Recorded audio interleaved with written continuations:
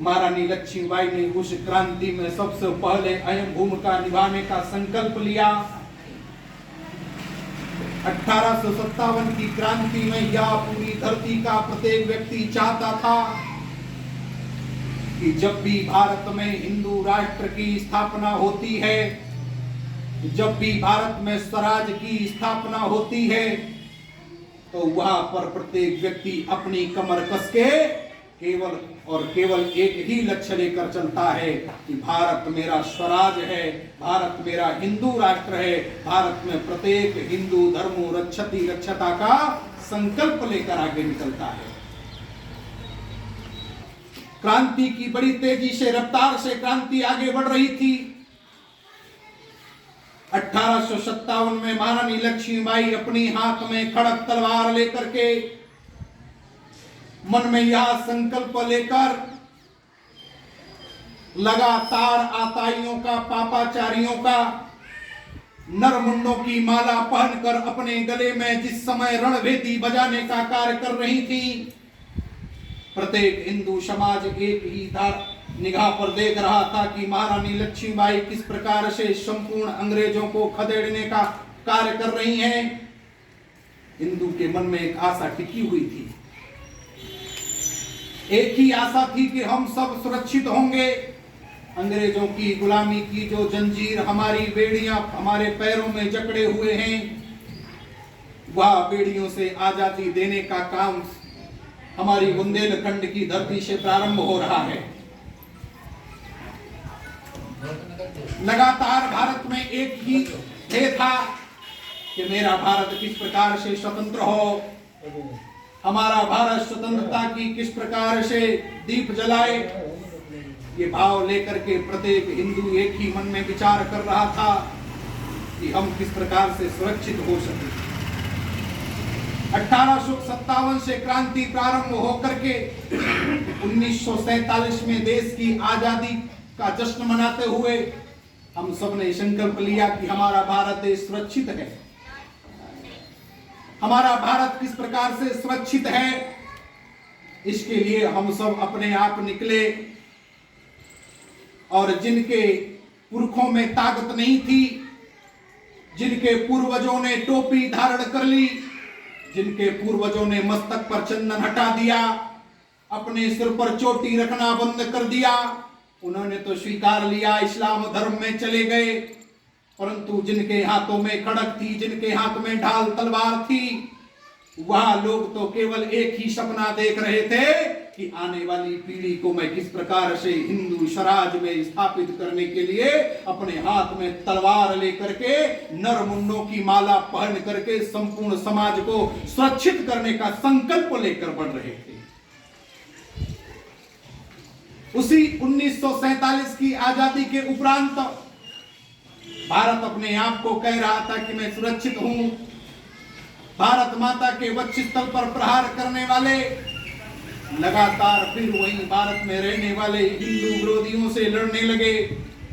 हिंदू विरोधी जो अपना षड्यंत्र रचने का काम कर रहे थे, वो लगातार केवल एक ही ध्येय लेकर चल रहे थे कि हमारा भारत फिर से अखंड भारत कैसे बनेगा। समय बीतता गया। राष्ट्रीय स्वयंसेवक संघ के द्वितीय सरसंघ चालक माधवराव सदाशिव गोलवलकर श्री गुरु जी ने यह सोचा कि हमारा हिंदू समाज किस प्रकार से सुरक्षित हो, हिंदू समाज की बात उठाने वाला कौन हो, सनातन धर्म को स्वावलंबी बनाने वाला कौन हो। तो वही उनके मन का इतना विचार आया। संतों की सभा बुलाई गई, संतों को निमंत्रण भेजे गए। महाराष्ट्र के संदीपनी आश्रम में स्वामी चिन्मयानंद जी की अध्यक्षता में बैठक संपन्न हुई। जब दुनिया त्योहार मना रही थी, भगवान कृष्ण का जन्मोत्सव मना रही थी, दुनिया का प्रत्येक व्यक्ति हर्षोल्लास के साथ भगवान कृष्ण के जन्म का उत्सव अपने घर परिवार में मिलकर के बैठकर मनाने का काम कर रहे थे।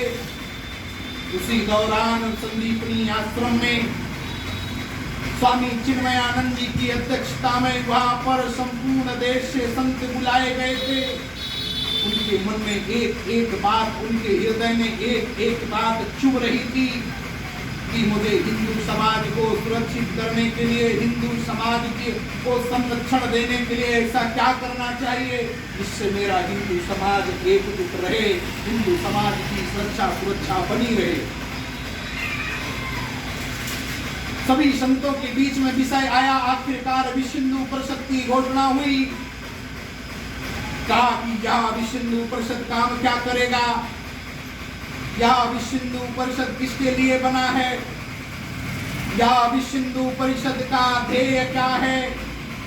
तो बात ध्यान में आई कि यह विश्व हिंदू परिषद प्रत्येक बहन बेटी की रक्षा करेगा, प्रत्येक बहन बेटी की रक्षा के साथ लव जिहाद जैसे जिन लोगों के मन में ये भाव रहता है कि हिंदू समाज में जन्म लेने वाली बहन बेटी एक विशेष समुदाय जिनको ईसाई मुसलमान भी कहते हैं, उनके मन में रहता है कि हिंदू बहन बेटी तो बच्चा पैदा करने की मशीन है, लव जिहाद में फंसा करके उसको गलगला करके किस प्रकार से निकाह किया जाए और एक अपना दुश्मन किस प्रकार से खड़ा किया जाए।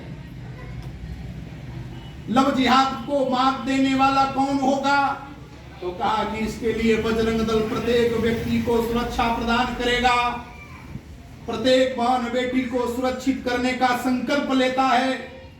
कहा कि या तो बहन बेटी की बात हो गई, आगे और क्या करेंगे, तो कहा कि जिस प्रकार से हमारे देश में मुस्लिम आक्रांता हमारे देश में आए, जिनके मन में एक ही भाव था किसी प्रकार से मठ मंदिरों को तोड़ करके कब्जा करना, मठ मंदिरों पर भूमि पर कब्जा करके बड़ी सी मस्जिद मजार खड़ी करके अपना एक केंद्र निश्चित करना। विश्व हिंदू परिषद ने कहा कि हमारा मठ मंदिर का भी संकल्प होगा, हम मठ मंदिरों को भी सुरक्षित करेंगे, हम प्रत्येक मठ मंदिर को सुरक्षा प्रदान करेंगे। आक्रांता हो, पापी हो, अधर्मी हो, नीच हो, अगर किसी भी मठ मंदिर की तरफ उंगली उठाकर देखता है, नजर उठाकर देखता है, तो वहां नजर फोड़ने का भी, उसके हाथ काटने का भी संकल्प विश्व हिंदू परिषद बजरंग दल लेता है। कहा इस देश में गौरक्षा की किस प्रकार से दुर्दशा हो रही है, गौरक्षा को सुविधा प्रदान करना, चिकित्सा प्रदान करना, सेवा के कार्य करना, चिकित्सा देना,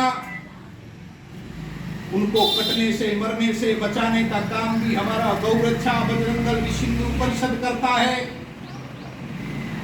ये तो गौरक्षा की हो गई, मठ मंदिर की हो गई। अब विश्व हिंदू परिषद संस्कार क्या देगा, तो कहा कि प्रत्येक घर से किस प्रकार से गाय को रोटी निकाली जाएगी, प्रत्येक परिवार हमारे मस्तक पर तिलक धारण करेगा, प्रत्येक हिंदू अपने सिर पर चोटी धारण करेगा। या संकल्प जिस प्रकार से हिंदू समाज लेगा, या सब संकल्प लेकर विश्व हिंदू परिषद की स्थापना हुई।